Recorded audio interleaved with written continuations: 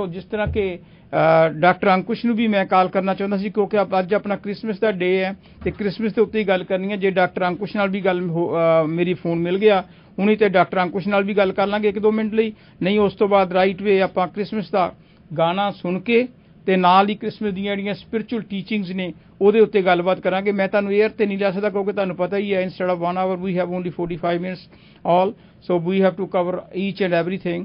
ਸੋ ਕੋਸ਼ਿਸ਼ ਕਰਾਂਗੇ। ਮੇਰੇ ਖਿਆਲ ਡਾਕਟਰ ਅੰकुश ਨਾਲ ਲਾਈਨ ਸਾਡੀ ਮਿਲੀ ਨਹੀਂ ਹਾਲੇ, ਸੋ ਮੈਂ ਬੇਸਿਕਲੀ ਦੱਸ ਦਿੰਦਾ ਜਿਹੜੀ ਡਾਕਟਰ ਅੰकुश ਨਾਲ ਵੀ ਲਾਈਨ ਮਿਲ ਗਈ। Doctor Ankush welcome to the show.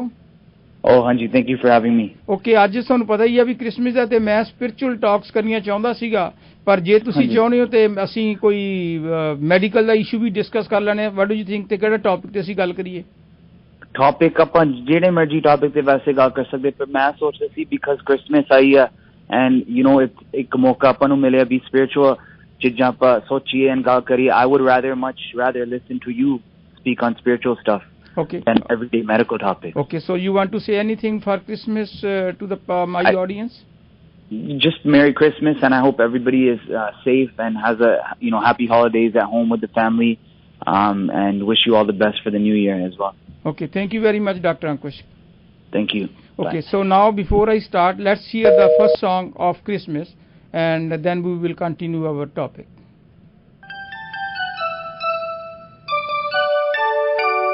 We wish you a Merry Christmas. We wish you a Merry Christmas. We wish you a Merry Christmas and a Happy New Year. Good tidings we bring to you and your kids. We wish you a Merry Christmas and a Happy New Year. Oh, bring us a piggy pudding. Oh, bring us a piggy pudding. Oh, bring us a piggy pudding and bring it right here. Good tidings we bring to you and your kids. We wish you a Merry Christmas and a Happy New Year. We won't go until we get some. We won't go until we get some.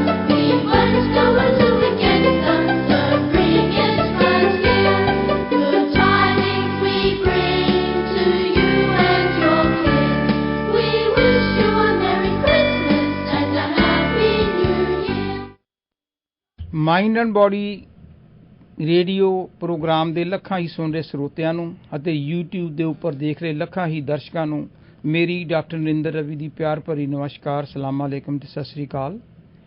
ਅੱਜ Christmas ਦਾ ਦਿਨ ਹੈ, 25 ਦਸੰਬਰ ਹੈ ਤੇ ਆਪਾਂ Christmas ਦੇ ਉੱਪਰ ਹੀ ਗੱਲਾਂ ਕਰਾਂਗੇ, ਸਿਰਫ ਉਹਨਾਂ ਦੀਆਂ ਟੀਚਿੰਗਸ, ਕਿਉਂਕਿ ਮੇਰੇ ਜਿਹੜੇ ਬਹੁਤੇ ਸਰੋਤੇ ਨੇ ਉਹ ਇੰਡੀਅਨ ਨੇ, ਪੰਜਾਬੀ ਨੇ, ਪਾਕਿਸਤਾਨੀ ਨੇ ਤੇ ਕੁਝ ਕ੍ਰਿਸਚੀਅਨ ਲੋਕ ਵੀ ਨੇ, ਇੰਡੀਆ ਤੋਂ ਵੀ ਨੇ, ਪਾਕਿਸਤਾਨ ਤੋਂ ਜਿਹੜੇ ਕ੍ਰਿਸਚੀਅਨ ਲੋਕ ਨੇ, ਪਰ ਕਿਉਂਕਿ ਮੈਜੋਰਟੀ ਜਿਹੜੀ ਹੈਗੀ 70-80% ਉਹ ਆਪਣੇ ਲੋਕ ਜਿਹੜੇ ਕਿ ਗੁਰੂ ਗ੍ਰੰਥ ਸਾਹਿਬ ਦੇ ਵਿੱਚ ਵਿਸ਼ਵਾਸ ਕਰਦੇ ਨੇ ਜਾਂ ਗੀਤਾ ਦੇ ਵਿੱਚ ਵਿਸ਼ਵਾਸ ਕਰਦੇ ਨੇ ਜਾਂ ਕੁਰਾਨ ਦੇ ਵਿੱਚ ਵਿਸ਼ਵਾਸ ਕਰਦੇ ਨੇ, ਪਰ ਬਹੁਤ ਘੱਟ ਸਰੋਤੇ ਨੇ ਜਿਹੜੇ ਕਿ ਬਾਈਬਲ ਨੂੰ ਜਿਨ੍ਹਾਂ ਨੇ ਪੜ੍ਹਿਆ ਵੀ ਹੈ ਜਾਂ ਚਰਚ ਜਾ ਕੇ ਉਹਨਾਂ ਦੀਆਂ ਟੀਚਿੰਗ ਨੂੰ ਸੁਣਿਆ। ਸੋ ਮੈਂ ਸੋਚਿਆ ਕਿ ਅਸੀਂ ਅੱਜ ਬਾਈਬਲ ਦੇ ਅੰਦਰ ਜੋ ਉਹਨਾਂ ਦੀਆਂ ਟੀਚਿੰਗਸ ਨੇ ਉਹਦੇ ਉੱਤੇ ਕੀ ਸਪਿਰਿਚੁਅਲ ਇੰਪੋਰਟੈਂਸ ਹੈ, ਸਪਿਰਿਚੁਅਲ ਪੁਆਇੰਟ ਆਫ ਵਿਊ ਦੇ ਨਾਲ ਹੀ ਗੱਲਬਾਤ ਕਰਾਂਗੇ। ਸੋ ਮੈਨੂੰ ਉਮੀਦ ਹੈ ਕਿ ਤੁਸੀਂ ਜੇ ਨਹੀਂ ਤੁਸੀਂ ਉਹਨੂੰ ਅੰਡਰਸਟੈਂਡ ਕੀਤਾ ਤਾਂ ਤੁਸੀਂ ਦੇਖੋਗੇ ਕਿ ਵੀ ਜਿੰਨੇ ਵੀ ਦੁਨੀਆ ਦੇ ਧਰਮ ਨੇ, ਚਾਹੇ ਉਹ ਕ੍ਰਿਸਚੈਨਿਟੀ ਹੈ, ਕੁਰਾਨ ਹੈ, ਹਿੰਦੂਇਜ਼ਮ ਹੈ, ਸਿੱਖਇਜ਼ਮ ਹੈ, ਬੁੱਧਇਜ਼ਮ ਹੈ, ਜੈਨਇਜ਼ਮ ਹੈ, ਯੂਡਾਇਜ਼ਮ ਹੈ, ਤਾਓਇਜ਼ਮ ਹੈ, ਜਿੰਨੇ ਵੀ ਧਰਮ ਨੇ ਉਹਨਾਂ ਦੀਆਂ ਭਾਵੇਂ ਵੱਖ-ਵੱਖ ਬੁੱਕਸ ਨੇ, ਹੋਲੀ ਬੁੱਕਸ ਨੇ, ਭਾਵੇਂ ਵੱਖ-ਵੱਖ ਐਗਜ਼ਾਮਪਲਸ ਨੇ, ਭਾਵੇਂ ਵੱਖ-ਵੱਖ ਉਹਨਾਂ ਨੇ ਲੈਂਗੁਏਜ ਦੇ ਦੁਆਰਾ ਐਕਸਪਲੇਨ ਕੀਤਾ ਹੈ, ਭਾਵੇਂ ਵੱਖ-ਵੱਖ ਢੰਗ ਨੇ, ਪਰ ਜੇ ਅਸੀਂ ਬਿਲਕੁਲ ਠੰਡੇ ਦਿਲ ਨਾਲ ਉਹਨਾਂ ਨੂੰ ਰੂਹਾਨੀਅਤ, ਸਪਿਰਿਚੁਅਲ ਪੁਆਇੰਟ ਆਫ ਵਿਊ ਨਾਲ ਸਮਝਣ ਦੀ ਕੋਸ਼ਿਸ਼ ਕਰੀਏ ਤਾਂ ਅਸੀਂ ਇਹ ਮਹਿਸੂਸ ਕਰਾਂਗੇ ਕਿ ਸਾਰੇ ਧਰਮਾਂ ਦੀ ਜਿਹੜੀ ਅਸੈਂਸ ਹੈ, ਬੇਸ ਆਫ ਸਪਿਰਿਚੁਅਲਿਟੀ ਹੈ, ਜਿਹੜੀ ਰੂਟ ਹੈ, ਉਹ ਸਭ ਦੀ ਇੱਕੋ ਹੈ, ਭਾਵੇਂ ਸ਼ਬਦ ਵੱਖੋ ਵੱਖਰੇ ਨੇ। ਇਸ ਕਰਕੇ ਮੈਂ ਐਕਚੁਅਲ ਬਾਈਬਲ ਆਪਣੇ ਨਾਲ ਲੈ ਕੇ ਆਇਆ ਸੀਗਾ ਕਿ ਉਹਦੇ ਵਿੱਚ ਮੈਂ ਟਿਕ ਵੀ ਕੀਤੀਆਂ ਸੀ ਕਿ ਕੁਝ ਕੋਟੇਸ਼ਨਸ ਪੜ੍ਹ ਕੇ ਤੁਹਾਨੂੰ ਉਹਨੂੰ ਸਪਿਰਿਚੁਅਲ ਪੁਆਇੰਟ ਆਫ ਵਿਊ ਦੇ ਨਾਲ ਸਮਝਾਉਣ ਦੀ ਮੈਂ ਕੋਸ਼ਿਸ਼ ਕਰਾਂਗਾ, ਕਿਉਂਕਿ ਮੇਰਾ ਇਹ ਫੀਲਡ ਹੈ I did my PhD in comparative religion, ਵੱਖ-ਵੱਖ ਧਰਮਾਂ ਦੇ ਉੱਤੇ ਕੀਤੀ ਹੋਈ ਹੈ, ਬੁੱਕ ਵੀ ਲਿਖੀਆਂ ਹੋਈਆਂ ਨੇ। ਸੋ ਉਹਨੂੰ ਸਿੰਪਲ ਤਰੀਕੇ ਨਾਲ, ਕਿਉਂਕਿ ਜੋ ਲੈਂਗੁਏਜ ਅਸੀਂ ਪੜ੍ਹਦੇ ਸਾਨੂੰ ਸਮਝ ਨਹੀਂ ਪੈਂਦੀ, ਮੈਂ ਕੋਸ਼ਿਸ਼ ਕਰਾਂਗਾ ਕਿ ਬੜੇ ਸਿੰਪਲ ਤਰੀਕੇ ਨਾਲ ਕ੍ਰਿਸਚੈਨਿਟੀ ਦੇ ਵਿੱਚ, ਬਾਈਬਲ ਦੇ ਵਿੱਚ ਜੋ ਜੀਸਸ ਕ੍ਰਾਈਸਟ ਦੀਆਂ ਕੋਟੇਸ਼ਨਸ ਨੇ ਉਹਨਾਂ ਨੂੰ ਸਿੰਪਲ ਤਰੀਕੇ ਨਾਲ ਆਪਾਂ ਸਮਝਣ ਦੀ ਕੋਸ਼ਿਸ਼ ਕਰੀਏ। ਪਹਿਲੀ ਗੱਲ, ਕੁਝ ਥੋੜੀ ਜਿਹੀ ਆਪਾਂ ਹਿਸਟਰੀ ਦੇ ਬਾਰੇ ਜੀਸਸ ਕ੍ਰਾਈਸਟ ਦੀ ਪੜ੍ਹ ਲਈਏ ਕਿ ਅੱਜ ਕ੍ਰਿਸਮਸ ਹੈ, ਕ੍ਰਿਸਮਸ ਦਾ ਮਤਲਬ ਕੀ ਹੈ। ਮੈਂ ਬਾਹਲੀਆਂ ਡਿਫੀਕਲਟ ਪੁਆਇੰਟ ਆਫ ਵਿਊ ਨਹੀਂ, ਕ੍ਰਿਸਮਸ ਦਾ ਮੀਨਿੰਗ ਕੀ ਹੈ। ਸੋ ਪਰ ਆਪਾਂ ਸਿੰਪਲ ਤਰੀਕੇ ਨਾਲ ਕਰਦੇ ਵੀ ਕ੍ਰਿਸਮਸ ਦਾ ਜਿਹੜਾ ਅਸਲੀ ਜਿਹੜਾ ਮੰਤਵ ਹੈ ਮੈਜੋਰਟੀ ਦਾ, ਉਹ ਹੈਗਾ ਬਰਥ ਆਫ ਜੀਸਸ ਕ੍ਰਾਈਸਟ। ਜਿਹੜੇ ਪੈਗੰਬਰ ਸੀਗੇ ਜੀਸਸ ਕ੍ਰਾਈਸਟ ਕ੍ਰਿਸਚੈਨਿਟੀ ਦੇ, ਉਹਨਾਂ ਦਾ ਅੱਜ ਜਨਮ ਦਿਨ ਸੀ 25 ਦਸੰਬਰ ਨੂੰ। ਜਿਸ ਤਰ੍ਹਾਂ ਅਸੀਂ ਸਿੱਖ ਧਰਮ ਵਿੱਚ ਗੁਰਪੁਰਬ ਮਨਾਉਂਦੇ ਆ, ਗੁਰੂ ਨਾਨਕ ਦੇਵ ਜੀ ਦਾ ਜਨਮ ਦਿਨ, ਹਿੰਦੂ ਭਰਾ ਜਨਮ ਅਸ਼ਟਮੀ ਮਨਾਉਂਦੇ ਨੇ, ਕ੍ਰਿਸ਼ਨ ਜੀ ਦਾ ਜਨਮ ਦਿਨ। ਉਸੇ ਤਰ੍ਹਾਂ ਹੀ ਕ੍ਰਿਸਮਸ ਜਿਹੜੀ ਹੈਗੀ ਉਹ ਜੀਸਸ ਕ੍ਰਾਈਸਟ ਦੇ ਬਰਥ ਨੂੰ ਕਿਹਾ ਜਾਂਦਾ ਹੈ। ਇਹਨਾਂ ਦੀ ਮਾਤਾ ਜਿਹੜੀ ਸੀ ਵਰਜਨ ਸੀ, ਕੁਆਰੀ ਸੀ, ਮਰੀਅਮ, ਉਹਨਾਂ ਦੇ ਕੁੱਖੋਂ ਇਹ ਪੈਦਾ ਹੋਏ ਤੇ ਇਜ਼ਰਾਈਲ ਦੇ ਵਿੱਚ ਬੈਥਲਹਮ ਹੈ, ਉਹਦੇ ਸ਼ਹਿਰ ਦੇ ਵਿੱਚ ਇਹਨਾਂ ਦਾ ਜਨਮ ਹੋਇਆ ਸੀਗਾ। ਸੋ ਜਿਹੜੀ ਕ੍ਰਿਸਮਸ ਹੈ, ਦੇਖੋ ਹੁਣ ਤਾਂ ਵੈਸੇ ਟੋਟਲ ਦੁਨੀਆ ਦੇ ਵਿੱਚ ਹੀ, ਪਰ ਖਾਸ ਕਰਕੇ ਕ੍ਰਿਸਚੀਅਨ ਕੰਟਰੀਜ਼ ਦੇ ਵਿੱਚ ਬੜਾ ਜੋਸ਼ ਹੁੰਦਾ ਹੈ। ਜਿਵੇਂ ਹਿੰਦੁਸਤਾਨ ਦੇ ਵਿੱਚ ਦੀਵਾਲੀ ਦਾ ਜੋਸ਼ ਹੁੰਦਾ ਹੈ, ਪੰਜਾਬ 'ਚ ਬੰਦੀ ਛੋੜ ਤੇ ਦੀਵਾਲੀ ਦਾ ਜੋਸ਼ ਹੁੰਦਾ ਹੈ, ਤੇ ਇਸੇ ਤਰ੍ਹਾਂ ਹੀ ਆਪਣੇ ਜਿੰਨੇ ਮੁਸਲਿਮ ਕੰਟਰੀਜ਼ ਨੇ ਉਹਦੇ ਵਿੱਚ ਰਮਜ਼ਾਨ ਦਾ, ਈਦ ਦਾ ਜ਼ੋਰ ਹੁੰਦਾ ਹੈ। ਇਸੇ ਤਰ੍ਹਾਂ ਹੀ ਜਿਹੜਾ ਕ੍ਰਿਸਮਸ ਹੈ ਇਹ ਦੁਨੀਆ ਦੇ ਵਿੱਚ ਇੱਕ ਬਹੁਤ ਵੱਡਾ ਤਿਉਹਾਰ ਮਨਾਇਆ ਜਾਂਦਾ ਹੈ। ਰਿਚੁਅਲਸ ਕੀ ਨੇ ਕਿ ਇਸ ਦਿਨ ਅਸੀਂ ਕਰਦੇ ਕੀ ਹਾਂ? ਇਹਦੇ ਦਿਨ, ਅੱਜ ਦੇ ਦਿਨ ਕੀ ਹੁੰਦਾ ਹੈ? Exchange gifts. ਅਸੀਂ ਇੱਕ ਦੂਜੇ ਨੂੰ ਗਿਫਟ ਦਿੰਦੇ ਹਾਂ, ਚਾਹੇ ਉਹ ਕੋਈ ਸਾਡਾ ਰਿਸ਼ਤੇਦਾਰ ਹੈ, ਭੈਣ ਭਰਾ ਹੈ, ਯਾਰ ਦੋਸਤ ਹੈ, ਜਾਂ ਕੋਈ ਇੰਪਲਾਈ ਹੈ, ਇੰਪਲਾਇਰ ਹੈ, ਉਹਨਾਂ ਨੂੰ ਆਪਾਂ ਗਿਫਟ ਦਿੰਦੇ ਹਾਂ। ਇੱਕ ਗੱਲ। ਦੂਜੀ ਗੱਲ, ਕ੍ਰਿਸਮਸ ਤੋਂ ਥੋੜ੍ਹੇ ਦਿਨ ਪਹਿਲਾਂ ਡੈਕੋਰੇਟਿੰਗ ਕ੍ਰਿਸਮਸ ਟਰੀ, ਇੱਕ ਕ੍ਰਿਸਮਸ ਟਰੀ ਹੁੰਦਾ ਹਰਾ, ਉਹਦੇ ਉੱਤੇ ਚਿੱਟੇ ਜਾਂ ਰੰਗ ਬਿਰੰਗੇ ਬੱਲਬ ਲਾ ਕੇ, ਲਾਈਟਾਂ ਲਾ ਕੇ ਉਹਨੂੰ ਘਰ ਸਜਾਇਆ ਜਾਂਦਾ, ਘਰਾਂ ਨੂੰ ਵੀ ਬਾਹਰੋਂ ਸਜਾਇਆ ਜਾਂਦਾ ਹੈ। ਫਿਰ ਤੀਸਰੀ ਗੱਲ ਹੁੰਦੀ ਹੈ ਅਟੈਂਡਿੰਗ ਚਰਚ।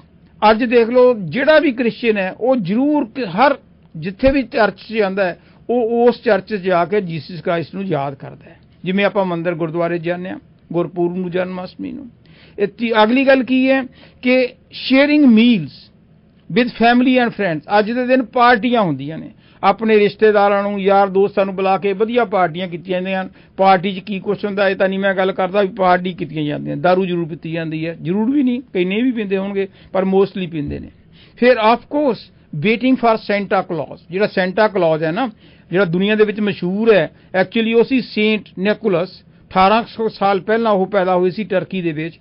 ਉਹਨਾਂ ਦੇ ਲਾਲ ਟੋਪੀ ਲਾਈ ਹੁੰਦੀ ਹੈ, ਚਿੱਟੀ ਲੰਬੀ ਦਾੜੀ ਹੁੰਦੀ ਹੈ, ਚਿੱਟੀਆਂ ਗੋਲ ਐਨਕਾਂ ਹੁੰਦੀਆਂ, ਤੇ ਬੱਚਿਆਂ ਨੂੰ ਉਹ ਗਿਫਟ ਦਿੰਦਾ। ਇਸ ਕਰਕੇ ਉਹ ਬੜਾ ਪਾਪੂਲਰ। ਕ੍ਰਿਸਮਸ ਤੋਂ ਤਕਰੀਬਨ ਕਈ ਹਫ਼ਤੇ ਪਹਿਲਾਂ ਮਾਲਾਂ ਦੇ ਵਿੱਚ, ਹੋਰ ਥਾਵਾਂ ਤੇ ਸੈਂਟਾ ਕਲੌਜ਼ ਦੇ ਨਾਲ ਲੋਕ ਫੋਟੋਆਂ ਖਿਚਾਉਂਦੇ ਨੇ। ਪਾਰਟੀ ਦੇ ਵਿੱਚ ਵੀ, ਇੱਥੇ ਮੈਂ ਵੀ ਕੋਸ਼ਿਸ਼ ਕੀਤੀ ਸੀ ਕਿ ਰੈੱਡ ਟੋਪੀ ਮਿਲ ਜੇ, ਮਿਲੀ ਨਹੀਂ। ਚਲੋ ਫਿਰ ਮੈਂ ਇਹਦੇ ਨਾਲ ਹੀ ਕੰਮ ਸਾਰ ਲਿਆ ਕਿ ਰੈੱਡ ਟੋਪੀ ਪਾਈ ਹੁੰਦੀ ਆ, ਚਿੱਟੀਆਂ ਐਨਕਾਂ ਲਾਈ ਹੁੰਦੀਆਂ, ਦਾੜੀ ਮੇਰੇ ਹੈ ਨਹੀਂ, ਮੈਂ ਥੋੜ੍ਹੀ ਜਿਹੀ ਰੱਖ ਵੀ ਲਈ ਅੱਜ, ਸੋ ਜਸਟ ਉਹਨੂੰ ਸੈਲੀਬ੍ਰੇਟ ਕਰਨ ਦੇ ਲਈ। ਸੋ ਇਹ ਸੈਂਟਾ ਕਲੌਜ਼ ਦੀ ਹੈ, ਇਹਦੀਆਂ ਬੇਸਿਕ ਗੱਲਾਂ ਨੇ। ਹੁਣ ਜਿਹੜੀ ਗੱਲ ਹੈ, ਅਸਲੀ ਜਿਹੜੀ ਮੇਨ ਗੁੱਦਾ ਹੈ ਨਾ, ਜਿਹੜਾ ਹੁੰਦਾ ਨਾ ਗੁੱਦਾ, ਜਿਵੇਂ ਆਪਾਂ ਸੋਨੇ ਜਿਹੜਾ ਗਹਿਣਾ ਹੁੰਦਾ ਆਪਣੇ ਆਰਨਾਮੈਂਟ ਹੁੰਦਾ, ਚਾਹੇ ਕੋਈ ਵੀ ਹੋਵੇ, ਉਹਨੂੰ ਆਪਾਂ ਡੱਬੇ 'ਚ ਪਾਉਂਦੇ ਹਾਂ।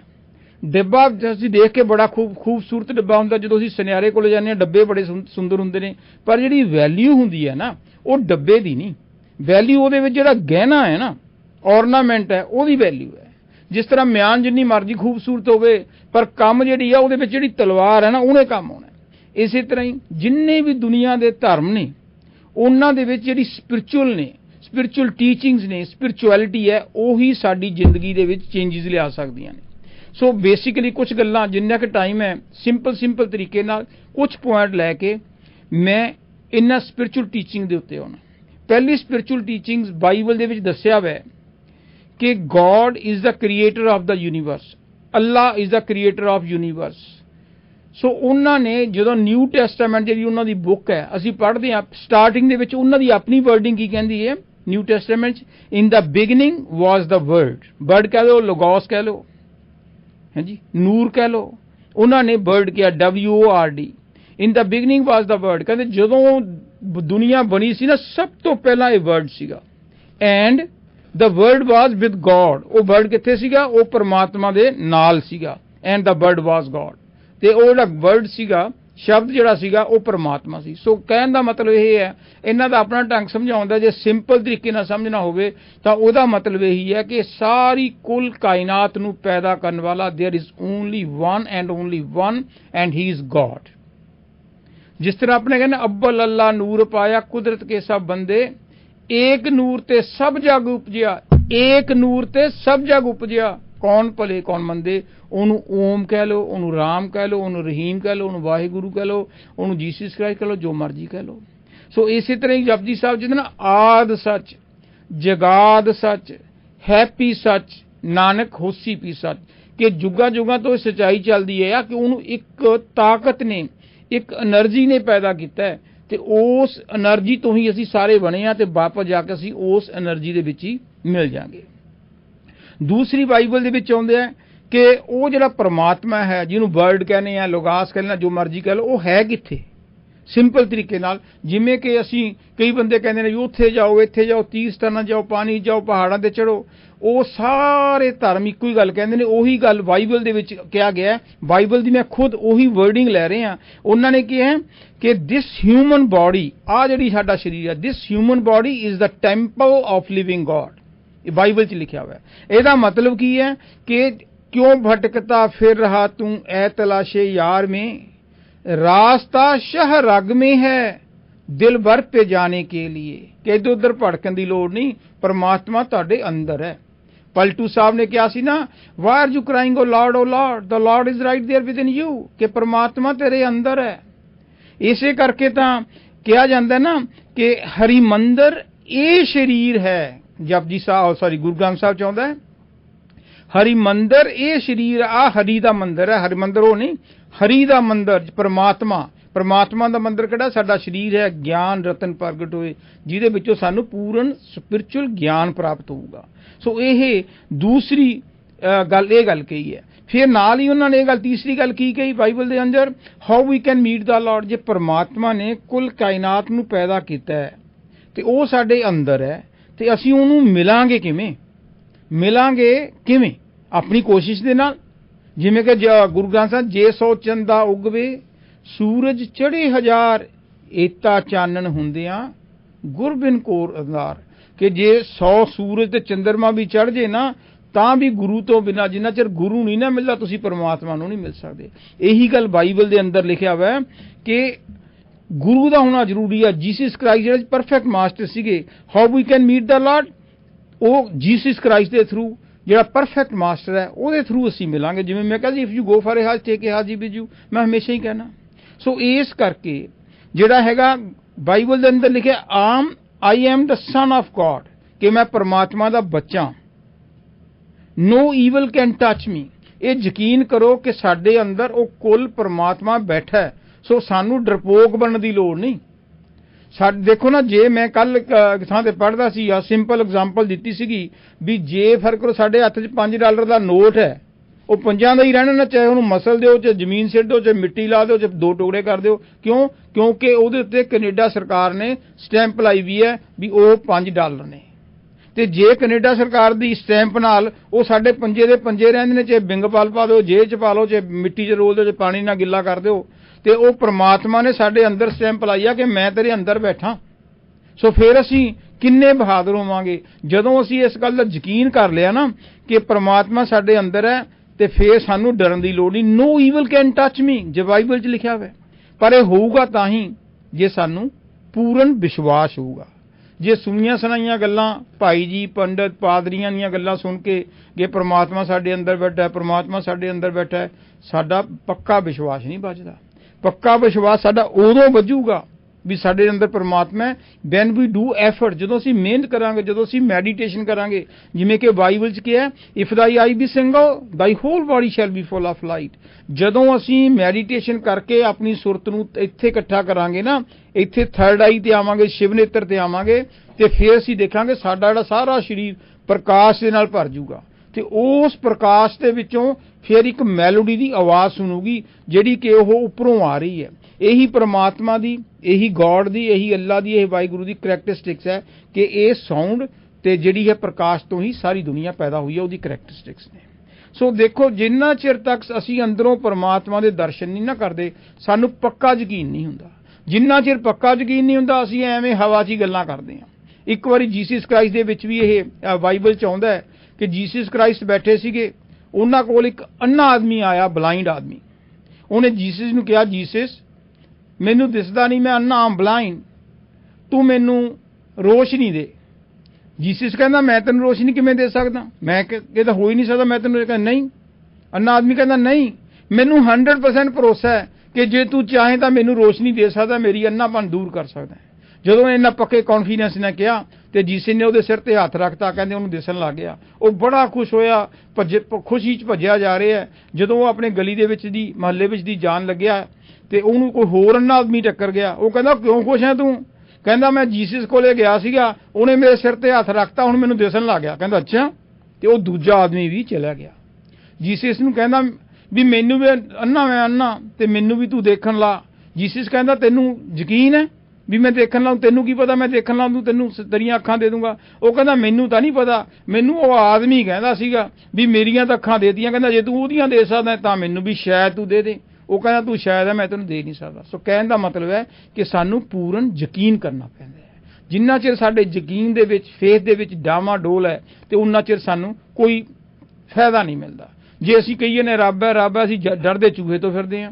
ਹਾਂਜੀ, ਉਹ ਫਿਰ ਸਾਨੂੰ ਕਿਵੇਂ ਹੋਊਗਾ? ਅਸੀਂ ਕਹਿੰਦੇ ਹਾਂ ਰੱਬ ਹੈ, ਰੱਬ ਸਾਡੇ ਅੰਦਰ ਬੈਠਾ ਹੈ, ਬਾਹਰ ਅਸੀਂ ਟੂਣੇ ਮੂਣਿਆਂ ਦੇ ਵਿੱਚ ਵੀ ਵਿਸ਼ਵਾਸ ਕਰਦੇ ਹਾਂ। ਕਿਸੇ ਨੇ ਕੁਝ ਦੱਸਦਾ, ਭੂਤਾਂ ਆ ਗਈਆਂ, ਚੜੇਲਾਂ ਆ ਗਈਆਂ। ਜੇ ਤੁਹਾਡਾ ਪਿਓ ਤਗੜਾ ਹੈ, ਜੇ ਪਿਓ ਹੀ ਤੁਹਾਡਾ IG ਹੈ, ਥਾਣੇਦਾਰ ਤੇ ਹੌਲਦਾਰਾਂ ਤੋਂ ਡਰਨ ਦੀ ਕੀ ਲੋੜ ਪੈਗੀ ਤੁਹਾਨੂੰ? ਕਿਉਂਕਿ ਤੁਸੀਂ ਅੰਦਰ ਮਜ਼ਬੂਤ ਕਰਨਾ ਹੈ। ਅੰਦਰ ਤਾਂ ਹੀ ਮਜ਼ਬੂਤ ਹੋਊਗਾ ਜਦੋਂ ਸਾਡਾ ਪੱਕਾ ਵਿਸ਼ਵਾਸ ਹੋ ਜਾਊਗਾ। ਵਿਸ਼ਵਾਸ ਦੀ ਮੈਂ ਤੁਹਾਨੂੰ ਇੱਕ ਹੋਰ ਐਗਜ਼ਾਮਪਲ ਦੇ ਦਿੰਦਾ। ਕਹਿੰਦੇ ਕੋਈ ਫਕੀਰ ਸਮਾਧੀ 'ਚ ਬੈਠਾ ਸੀਗਾ, ਉਹ ਜੰਗਲਾਂ ਦੇ ਵਿੱਚ, ਤੇ 2-4 ਉਹਦੀਆਂ ਜਿਹੜੀਆਂ ਬੱਕਰੀਆਂ, 5-7 ਬੱਕਰੀਆਂ, ਉਹ ਵੀ ਕੋਲੇ ਬੈਠੀਆਂ ਸੀਗੀਆਂ। ਤੇ ਜਦੋਂ ਬੱਕਰੀਆਂ ਬੈਠੀਆਂ ਸੀ ਤੇ ਥੋੜੀ ਦੂਰ ਤੇ ਭੇੜੀਏ ਤੁਹਾਨੂੰ ਪਤਾ ਕਿੰਨੇ ਖਤਰਨਾਕ ਨੇ, ਸ਼ੇਰ ਨੂੰ ਮਾਰ ਦਿੰਦੇ ਜਦੋਂ 3 ਇਕੱਠੇ ਹੋ ਜਾਣ। ਉਹ ਭੇੜੀਏ ਵੀ ਬੈਠੇ, ਭੇੜੀਏ ਖੜੇ ਸੀਗੇ। ਤੇ ਇੰਨੇ ਨੂੰ ਕੁਦਰਤੀ ਉਸ ਜੰਗਲ ਦੇ ਵਿੱਚੋਂ ਦੀ ਕੋਈ ਬੰਦਾ ਨਿਕਲਿਆ, ਤੇ ਉਹਨੇ ਦੇਖਿਆ, ਹੈ ਆ ਭੇੜੀਏ ਖੜੇ ਨੇ, ਕੋਲੇ ਬੱਕਰੀਆਂ ਬੈਠੀਆਂ, ਉਹ ਸੰਤ ਅੱਖਾਂ ਮੀਚੀ ਪਾਠ ਕਰਦਾ, ਇਹਦਾ ਭੇੜੀਆ ਮਾਰ ਦੂ ਇਹਨਾਂ ਨੂੰ। ਉਹਨੇ ਉੱਤੋਂ ਆਵਾਜ਼ ਮਾਰੀ ਤਰਸ ਖਾ ਕੇ, ਕਹਿੰਦੇ, ਉਹ ਮਹਾਤਮਾ ਜੀ, ਉਹ ਫਕੀਰ ਜੀ। ਉਹ ਕਹਿੰਦੇ, ਹਾਂਜੀ ਦੱਸੋ। ਕਹਿੰਦੇ, ਤੁਹਾਨੂੰ ਡਰ ਨਹੀਂ ਲੱਗਦਾ? ਭੇੜੀਆ ਖੜੇ ਨੇ, ਇਹ ਤਾਂ ਤੁਹਾਨੂੰ ਮਾਰ ਦੇਣਗੇ, ਨਾ ਤੁਹਾਡੀਆਂ ਬੱਕਰੀਆਂ ਦਾ ਮਾਰਨੇ, ਤੁਹਾਨੂੰ ਵੀ ਖਾ ਜਾਣਗੇ, ਤੁਹਾਨੂੰ ਡਰ ਨਹੀਂ ਲੱਗਦਾ? ਉਹ ਕਹਿੰਦੇ, ਭਾਈ ਸਾਹਿਬ ਗੱਲ ਇਹ ਹੈਗੀ, ਇਹ ਜਿੰਨਾ ਚਿਰ ਤੱਕ ਮੈਂ ਦੁਨੀਆ 'ਚ ਵਿਸ਼ਵਾਸ ਕਰਦਾ ਸੀਗਾ, ਉਹਨਾਂ ਚਿਰ ਤੱਕ ਮੈਨੂੰ ਪੂਰਾ ਡਰ ਲੱਗਦਾ ਸੀ। ਇਮਾਨਦਾਰੀ ਨਾਲ ਗੱਲ ਹੈ, ਜਦੋਂ ਮੈਂ ਅੰਦਰੋਂ ਆਪਣਾ ਪਰਦਾ ਖੋਲ ਕੇ ਪਰਮਾਤਮਾ 'ਚ ਵਿਸ਼ਵਾਸ ਕਰਨ ਲੱਗ ਗਿਆ ਕਿ ਉਹ ਰੱਬੀ ਤਾਕਤ ਹੈ, ਉਹ ਮੇਰੇ ਅੰਦਰ ਹੈ, ਤੇ ਭੇੜੀਏ ਮੇਰਾ ਕੀ ਵਿਗਾੜਨਗੇ, ਮੇਰੀਆਂ ਬੱਕਰੀਆਂ ਨਹੀਂ ਡਰਦੀਆਂ ਹੁਣ ਤਾਂ ਇਹਨਾਂ ਤੋਂ। ਸੋ ਇਹ ਹੈਗਾ ਵਿਸ਼ਵਾਸ। ਵਿਸ਼ਵਾਸ ਇਸੇ ਕਰਕੇ ਹੈ ਕਿ ਜਦੋਂ ਅਸੀਂ ਅੰਦਰ ਵੜਾਂਗੇ। ਇਸੇ ਕਰਕੇ ਕਹਿੰਦੇ ਸੰਤ ਕਿਉਂ ਹੁੰਦੇ ਨੇ? ਸੰਤ ਨਾ ਹੋਤੇ ਜਗਤ ਮੇਂ ਤੋ ਜਲ ਮਰਤਾ ਸੰਸਾਰ। ਦੇਖੋ, ਇਸ ਦੁਨੀਆ ਦੇ ਵਿੱਚ ਹਮੇਸ਼ਾ ਪਰਫੈਕਟ ਮਾਸਟਰ ਰਹੇ ਨੇ। ਕਿਉਂ ਰਹੇ ਨੇ? ਕਿਉਂ ਆਉਂਦੇ ਨੇ? ਕੀ ਪਰਪਸ ਹੁੰਦਾ? What is the purpose for coming into this world? ਉਹਨਾਂ ਦਾ ਪਰਪਸ ਇਹ ਹੈ, ਜਿਵੇਂ ਕਿ ਲਾਰਡ ਕ੍ਰਿਸ਼ਨਾ ਨੇ ਗੀਤਾ ਦੇ ਵਿੱਚ ਕਿਹਾ ਸੀਗਾ ਕਿ ਜਿਉਂ ਧਰਤੀ ਦੇ ਉੱਤੇ ਜ਼ੁਲਮ ਅਤਿਆਚਾਰ ਵੱਧ ਜਾਂਦੇ ਨੇ, ਜਦੋਂ ਅਸੀਂ ਦੁਖੀ ਹੋ ਕੇ ਰੋਂਦੇ ਹਾਂ, ਪਿੱਟਦੇ ਹਾਂ ਆਪਣੇ ਪਰਮਾਤਮਾ ਚਰਨ, ਵਾਹਿਗੁਰੂ ਦੇ ਚਰਨਾਂ ਦੇ ਵਿੱਚ, ਉਦੋਂ ਪਰਮਾਤਮਾ ਸਾਡੇ ਤੇ ਤਰਸ ਖਾ ਕੇ, ਕਿਉਂਕਿ ਅਸੀਂ ਉਹਨਾਂ ਦੀ ਰੂਹ ਅੰਸ਼ ਹਾਂ, ਉਹ ਸਾਡੇ ਤੇ ਫਿਰ ਤਰਸ ਖਾ ਕੇ ਕੋਈ ਬੰਦੇ ਨੂੰ, ਕੋਈ ਅਜਿਹੀ ਆਤਮਾ ਨੂੰ ਸਾਡਾ ਮਨੁੱਖੀ ਰੂਪ ਧਾਰ ਕੇ ਭੇਜ ਦਿੰਦਾ ਹੈ। ਉਹ ਜਿਹੜਾ ਭੇਜਦਾ ਹੈ, ਇਸ ਕਰਕੇ ਉਹ ਆਉਣਾ ਨਹੀਂ ਚਾਹੁੰਦਾ, ਪਰ ਪਰਮਾਤਮਾ ਦਾ ਹੁਕਮ ਮੰਨ ਕੇ ਉਹਨੂੰ ਆਉਣਾ ਪੈਂਦਾ, ਤਾਂ ਕਿ ਉਹ ਸਾਨੂੰ ਸਮਝਾ ਬੁਝਾ ਕੇ ਸਾਨੂੰ ਦੱਸੇ ਸਾਡੀ ਜ਼ਿੰਦਗੀ ਦਾ ਪਰਪਸ ਕੀ ਹੈ, ਕਿਵੇਂ ਅਸੀਂ ਵਾਪਸ ਜਾ ਕੇ ਪਰਮਾਤਮਾ ਨਾਲ ਮਿਲਾਪ ਕਰਨਾ ਹੈ। ਸੋ ਇਸ ਕਰਕੇ ਸੰਤ ਜਿਹੜੇ ਨੇ ਨਾ, ਉਹ ਆਪਣੀ ਮਰਜ਼ੀ ਨਾਲ ਨਹੀਂ ਆਉਂਦੇ। ਬਾਈਬਲ 'ਚ ਲਿਖਿਆ ਹੋਇਆ, for I come down from heaven not to do my own will but the will of him that sent me. ਮੈਂ ਆਪਣੀ ਮਰਜ਼ੀ ਦੇ ਨਾਲ ਇਸ ਧਰਤੀ ਤੇ ਨਹੀਂ ਆਇਆ। ਜੀਸਸ ਕ੍ਰਾਈਸਟ ਕਹਿੰਦੇ ਮੈਂ ਤਾਂ ਫਾਦਰ ਦਾ, ਪਰਮਾਤਮਾ ਦਾ ਹੁਕਮ ਮੰਨ ਕੇ ਇਸ ਧਰਤੀ ਤੇ ਆਇਆ, ਉਹਨੇ ਭੇਜਿਆ। ਜਿਵੇਂ ਕਿ 10ਵੀਂ ਪਾਤਸ਼ਾਹੀ ਗੁਰੂ ਗੋਬਿੰਦ ਸਿੰਘ ਨੇ ਕਿਹਾ ਸੀ ਨਾ, ਚਿਤ ਨਾ ਭਇਓ ਹਮਰਾ ਆਵਨ ਕੋ ਚੁਭੀ ਰਹੇ ਸੁਰਤ ਪ੍ਰਭ ਚਰਨਨ ਮੇ, ਕਿ ਅਸੀਂ ਆਪਣੀ ਮਰਜ਼ੀ ਨਾਲ ਨਹੀਂ ਆਏ। ਸਾਡਾ ਤਾਂ ਹਰ ਵਕਤ ਪਰਮਾਤਮਾ 'ਚ ਅਸੀਂ ਇੱਕਮੇ ਖੋਏ ਹੋਏ ਸੀਗੇ, ਪਰ ਪਰਮਾਤਮਾ ਦਾ ਹੁਕਮ ਮੰਨ ਕੇ ਸਾਨੂੰ ਮਜਬੂਰਨ ਇਸ ਧਰਤੀ ਦੇ ਉੱਤੇ ਆਉਣਾ ਪਿਆ। ਸੋ ਇਸ ਕਰਕੇ ਜਦੋਂ ਸੰਤ ਮਹਾਪੁਰਸ਼ ਇੱਥੇ ਆਉਂਦੇ ਨੇ, ਤਾਂ ਬਾਈਬਲ ਨੇ ਬੜਾ ਸਾਫ਼ ਕਿਹਾ ਕਿ ਉਹ ਕੀ ਹੁੰਦੇ ਨੇ? I and the father are one. Jesus Christ ਨੇ ਬੜਾ ਓਪਨ ਕਿਹਾ, I and the father are one. ਮੈਂ ਤੇ ਪਿਤਾ ਪਰਮਾਤਮਾ ਇੱਕੋ ਹੀ ਹਾਂ। The soul has connection with the father, ਕਿ ਜਿਹੜੀ ਸਾਡੀ ਆਤਮਾ ਹੈ ਨਾ, ਇਹਦੀ ਪਰਮਾਤਮਾ ਦੇ ਨਾਲ ਕਨੈਕਸ਼ਨ ਹੁੰਦੇ ਨੇ। I'm in the father and father is in me, ਮੈਂ ਪਰਮਾਤਮਾ 'ਚ ਹਾਂ ਤੇ ਪਰਮਾਤਮਾ ਮੇਰੇ 'ਚ। ਇਹਦਾ ਮਤਲਬ ਕੀ, ਮੈਂ ਪਰਮਾਤਮਾ ਪਰ ਕਦੋਂ ਮਹਿਸੂਸ ਹੋਊਗਾ? ਵੈਨ ਯੂ ਗੋ ਵਿਦਿਨ, ਜਦੋਂ ਤੁਸੀਂ ਅੰਦਰ ਜਾਓਗੇ, ਨਹੀਂ ਤਾਂ ਸੁਣੀਆਂ ਸੁਣਾਈਆਂ ਗੱਲਾਂ। When you detach yourself from the worldly things and attach within, then you will realize, ਜਿਵੇਂ ਕਿ ਬੁੱਲੇ ਸ਼ਾਹ ਨੇ ਕਿਹਾ ਸੀ ਨਾ, ਕਿ ਬੁੱਲਿਆ ਰੱਬ ਦਾ ਕੀ ਪਾਉਣਾ, ਇਧਰੋਂ ਪੁੱਟਣਾ ਉਧਰੋਂ ਲਾਉਣਾ। ਸੋ ਜਿਹੜੇ ਪਰਫੈਕਟ ਮਾਸਟਰ ਹੁੰਦੇ ਨੇ, ਇਹ ਇਹਨਾਂ ਦੇ ਮਤਲਬ ਰੂਹਾਂ ਲੱਗੀਆਂ, ਜਿਹੜੇ ਇਹਨਾਂ ਦੇ ਸੰਪਰਕ ਚ ਆਉਂਦੇ ਨੇ, ਇਹਨਾਂ ਦੀ ਕੰਪਨੀ ਚ ਆਉਂਦੇ, ਉਹਨਾਂ ਨੂੰ ਸਮਝਾਉਂਦੇ ਨੇ ਵੀ ਤੇਰੀ ਜ਼ਿੰਦਗੀ ਦਾ ਪਰਪਸ ਕੀ ਹੈ, ਤੇ ਤੂੰ ਕਿਵੇਂ ਵਾਪਸ ਆਪਣੀ ਜ਼ਿੰਦਗੀ ਕਿਵੇਂ ਬਤੀਤ ਕਰਨੀ ਹੈ ਚੰਗੇ ਤਰੀਕੇ ਨਾਲ, ਤੇ ਕਿਵੇਂ ਤੂੰ ਆਪਣੀ ਆਤਮਾ ਦਾ ਪਰਮਾਤਮਾ ਨਾਲ ਮਿਲਾਪ ਕਰਨਾ ਹੈ। ਸੋ ਉਹਦੇ ਜਦੋਂ ਅਸੀਂ ਟੀਚਿੰਗ ਨੂੰ ਫਾਲੋ ਕਰਦੇ ਹਾਂ, ਮਿਹਨਤ ਕਰਦੇ ਹਾਂ, ਤੇ ਸਾਡਾ ਵੀ ਇੱਕ ਦਿਨ ਪਰਦਾ ਖੁੱਲ੍ਹ ਜਾਂਦਾ। ਪਰ ਲਿਵਿੰਗ ਮਾਸਟਰ ਦਾ ਹੋਣਾ ਜ਼ਰੂਰੀ ਹੈ। ਇੱਥੇ ਜੀਸਸ ਕ੍ਰਾਈਸਟ ਆਏ, ਇੱਥੇ ਮੁਹੰਮਦ ਸਾਹਿਬ ਆਏ, ਇੱਥੇ ਗੁਰੂ ਨਾਨਕ ਸਾਹਿਬ ਆਏ, ਇੱਥੇ ਕਬੀਰ ਸਾਹਿਬ ਆਏ, ਰਵਿਦਾਸ ਜੀ ਆਏ, ਗੁਰੂ ਨਾਨਕ ਸਾਹਿਬ ਆਏ, ਪਲਟੂ ਸਾਹਿਬ ਆਏ, ਜਿੰਨੇ ਵੀ ਪਰਫੈਕਟ ਮਾਸਟਰ ਹੁੰਦੇ ਨੇ, ਜਦੋਂ ਕੋਈ ਇੱਥੇ ਧਰਤੀ ਤੇ ਆਉਂਦਾ, ਤਾਂ ਹੀ ਤਾਂ ਕਹਿੰਦਾ ਸੰਤ ਨਾ ਹੋਤੇ ਜਗਤ ਮੇ ਤੋ ਜਲ ਮਰਤਾ ਸੰਸਾਰ। ਸੋ ਇਸ ਕਰਕੇ ਸੰਤ ਹਮੇਸ਼ਾ ਹੀ ਇਸ ਦੁਨੀਆ ਦੇ ਵਿੱਚ ਹੁੰਦੇ ਨੇ। ਇਸੇ ਤਰ੍ਹਾਂ ਹੀ ਜੀਸਸ ਕ੍ਰਾਈਸਟ ਨੇ ਬਾਈਬਲ 'ਚ ਕਿਹਾ ਕਿ as long as I am in the world I am the light of the world. As long as ਜਿੰਨਾ ਚਿਰ ਮੈਂ ਇਸ ਪਰਮਾਤਮਾ 'ਚ ਹਾਂ, ਮੈਂ ਲਾਈਟ ਹਾਂ। ਤੇ ਜਦੋਂ ਮੈਂ ਚਲਾ ਗਿਆ, ਮੈਂ ਸਰੀਰ ਨੂੰ ਛੱਡਤਾ, ਮੇਰੀ ਡੈਥ ਹੋ ਗਈ, ਫੇਰ ਕੋਈ ਹੋਰ ਜਿਹੜਾ ਹੈਗਾ ਉਹ ਇਸ ਸੰਸਾਰ 'ਚ ਸਾਡੀ ਭਲਾ ਕਰਨ ਦੇ ਲਈ ਆਊਗਾ। ਸੋ ਲਿਵਿੰਗ ਗੁਰੂ ਦਾ, ਲਿਵਿੰਗ ਮਾਸਟਰ ਦਾ ਹੋਣਾ ਇੰਨਾ ਜ਼ਰੂਰੀ ਹੈ। ਹੋਰ ਕੀ ਟੀਚਿੰਗਸ ਨੇ ਬਾਈਬਲ ਦੇ ਅੰਦਰ 'ਚ ਲਿਖਿਆ ਹੋਇਆ ਕਿ ਜਿਹੜੇ ਪੂਰਨ ਸੰਤ ਹੁੰਦੇ ਨੇ ਨਾ, ਉਹਨਾਂ ਦਾ ਕੰਮ ਸਾਨੂੰ ਧਰਤੀ ਦੇ ਵਿੱਚੋਂ ਦੁੱਖਾਂ, ਦਰਦਾਂ ਨੂੰ, ਮੁਸੀਬਤਾਂ ਨੂੰ ਖਤਮ ਨਹੀਂ ਕਰਨਾ।